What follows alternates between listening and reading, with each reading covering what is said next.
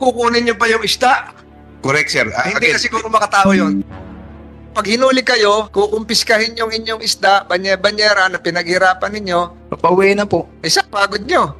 Nahuli na po kami. Kayo ba yung nakaharap Ito pong katabi ko mismo ang... Siguro sa hearing na ito, wag nyo silang mamasamain. Baka personalin mo na hindi na makakuha to ng mga certificate. Pag nahuli sila na wala yung permit nila, i-confiscate pa yung 2-3 banyera na ilang araw nilang pinaghirapan. Saan nyo dadalhin yung isda? For the record, Kawawa na sila. correct. Hindi makaluwas na Maynila, ng isda ng 5 araw, 6 na araw, uhulihin nyo, kukunin nyo pa yung isda. Correct, sir. Hindi kasi kung... Pwede bang ikwento mo ulit ito? Alam kong na-interview ka na ng mga telebisyon, pero para maliwanag ulit, ma-refresh yung memory namin dito. Yung alas 3 po ng madaling araw, sir, binaba po yung mga service namin pong 8. Pagkatapos po ng pagbaba ng service na 8, kami na lang po 6 muna ewan sa motherboard po. Pagkatapos po, yun nga po, nanghuli na po kami ng pamain para pamain sa isda. Mga alas 4 po ng umaga, pagkatapos po, 4:20 AM na po, doon na po kami, sir, na salpok ng barko, sir. Nung binangga ba kayo na ulan? Wala na pong ulan, sir. Wala na. Wala na ulan noon. Wala na po. Yung bumangga sa inyo, kita mo rin? Hindi po, sir. Dahil nung time na po na yun, sir, nagtatago nga po kami, sir, dahil umuulan. Isaktong labas ko lang po, sir. Nandyan na po agad yung barko. Nandyan po agad yung barko. Nabulaga ka. Opo. Kaharap mo na yung dambuhalang barko. Opo, sir. Dapat po, malayo pa po, sir. Natitris na po nila, sir, kung may babanggaan po sila o wala, sir, eh. Ang sinasabi ko po, namatayan tayo ng kababayan sa ating karagatan. Pagkatapos, maghihintay pa tayo ng desisyon. So, ang sinasabi ko po rito, paano po natin mabibigyan ng hustisya itong 11 itong survivors? Kaharap nyo rin dito yung mga byuda, yung anak, yung maliit na anak. So, lahat kayo nagluluwasan ng Maynila para kumuha ng permit, certificate. Opo. Ayun ang mahirap. Yun ang mahirap. Ayun ang mahirap. Bakit sa Clark nga naman, sabi ni Senator Padilla, aeroplano nandun sa Clark. Wala naman dagat doon. Anyway po, ang alam ko po, sir, ang regional offices natin nagko-conduct ng mobile registration yan. In fact, alam ko itong involved na vessel po na to, nakaregister yan sa Marina. Central Office, NCR. But nagko-conduct naman po sila ng mobile registration. Pumupunta po sila. Wala raw. Dahil ilang taong ka na nangingisda? 20 years na po. 20 years. So. Ngayon mo lang nakita sila? Opo. Ayan yung mga tiga-marina. Sir, enforcement service po kami. Iba po kasi yung Kaya nasa kami registration. authorize ka kanina eh. Yes, sir naman po. Yes, sir. Pag malakas ang loob niyo umupo dyan, authorize kayo, di ba? Yes, sir. To speak for and on behalf of Marina. Di ba? You're correct, sir. Kaya kayo nakita nitong mga mangingisda natin na kumukuha ng isda, laman dagat, pagkain nyo rin. So I think it behoves upon Marina to really branch out to other regions para makapaglingkod kayo sa tao kaysa dito lang tayo magpapangipangita sa hearing. Bibigyan ko namin ng kopya nito. Pakibigay sa administrator ninyo. Thank you very much, sir. Yes, sir. Naiintindihan lang ng tao dito na matayan sila. Nasaktan sila. Nasira yung kanilang... So alam ko pag gabi talaga, mahirap wala talagang makita. Kahit sinasabi ng PCG na may lookout, ako mismo nandun ako, pag madilim na wala ka na talagang makita. Kailangan nga patayin yung ilaw sa loob ng bridge para makita mo yung nasa labas eh. Tapos yung pinakita natin na tanker, nakita nyo naman kung nasan yung bridge no, nasa likod. Wala doon sa harap. Bago nila makita yung mga kababayan natin, napaka-imposible. Kaya ang hirap sabihin natin na mayroong criminal liability dito. Ako din, sinabi din naman ni Raymark kanina, parang ang hirap din namang sabihin na nakita sila at napakasama mo namang tao. You are the most evil person na may nakita ka na doon, babanggain mo pa. I don't believe that. Sir, ano po tayo? Tulungan niyo po yung kababayan natin. Hindi naman puro, lagi na lang legal tayo. Lahat ng bagsakan natin, legal. Pag kayo ay hinuhuli dahil hindi ayos yung inyong certificate, kayo hinuhuli dahil wala kayong certificate galing sa Marina, nahihirapan kayong kumuha ng certificate, totoo ba na kinukumpis ka pa yung isda na nahuli nyo? Meron po kaming nabalitaan po dating bangka. walang certificate dahil walang nahirapang mag-register sa Marina, yung nakahuli kayo ng 2 banyera o 3 banyera na isda, i-confiscate pa yon? Opo. Bakit? Yun ang hindi po namin alam. Yan ang penalty dahil wala kayong certificate, hindi kayo rehistrado sa Marina. Opo. Ayan, teka muna Marina, napabalik ako rito. Bakit nahirapan sila magrehistro kasi malayo. Luluwas pa ng Maynila. So ang penalty, pag nahuli sila na wala yung permit nila, i-confiscate pa yung 2-3 banyera na ilang araw nilang pinaghirapan. Saan nyo dadalhin yung isda? Tambako, lapu-lapu, saan dadalhin nyo? Specifically and categorically deny po yung ginagawa. Kung allegation na kinukuha po yun. For the record, Kawawa na sila. correct. Hindi makaluwas na Maynila, ng isda ng 5 araw, 6 na araw, uhulihin nyo, kukunin nyo pa yung isda.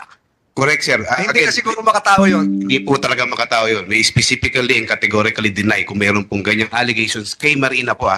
But meron po tayo kasing ibang tao on the ground. Not only, kasi po ang Marina naman po, nasa opisina, very seldom na bumabayan sa port areas natin. Enforcement At Correct po. Correct po. Pero hindi naman po yan araw-araw na nandoon sa puerto. May mga ibang tao po dyan sa puerto. Kaya kung pwede natin clarify, Marina ba o hindi? Mr. Michael, so pag hinuli kayo, kukumpiskahin yung inyong isda, banyera na pinaghirapan ninyo, pati banyera kinuha o wala nang iniwan sa inyo? Baka binigyan, magbigay ng permit, babawiin yung isda, ganun ba? Paano nangyari dito?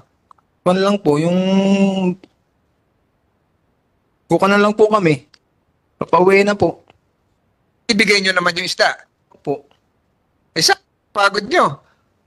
Nahuli na po kami. Wala po kaming magawa. So, kinuha yung pinaghirapan ninyo, wala kayong mauwi sa pamilya ninyo. Opo. Wala kayong paninda.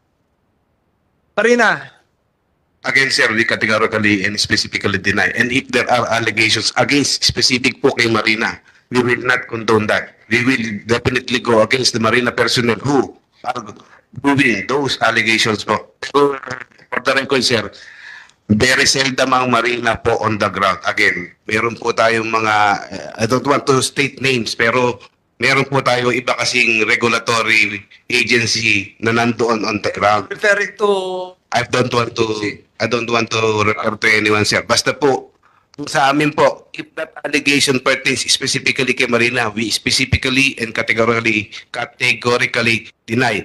And if there is a specific complaint against any Marina personnel po, kindly refer niyo po sa amin and we will go against them and investigate and impose the necessary penalty if necessary po. Asek Yano. Thank you, Mr. Chair. There are concerns raised against our attached agencies. These have been duly noted, and we will liaise with the Marina to address these concerns. Thank you, Mr. Chair. Kawawa naman yung mga mangingisda. Sila yung nagpakahirap mangisda. Bagyo, mainit, lahat, kababangga pa. Tapos yung kanilang nahuling isda, kinuha lahat pati banyera. Dahil walang certificate galing sa Marina.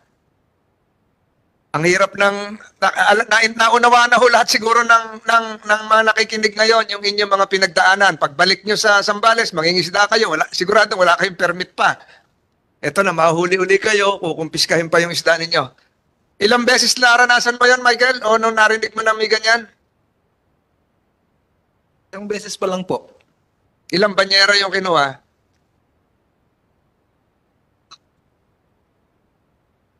Dalawang tulinada po. Ba, marami yun.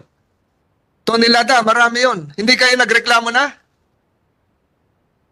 Reklamo natin po yung kwan, yung nahuli. Ito yung mothership, yung malaki na. Opo, yung malaki na po. Kinumpis ka na lahat yun. Kalahati po. Kalahati. Nagtira naman ng kalahati. Opo. Bakit anong sabi? 50-50 na lang?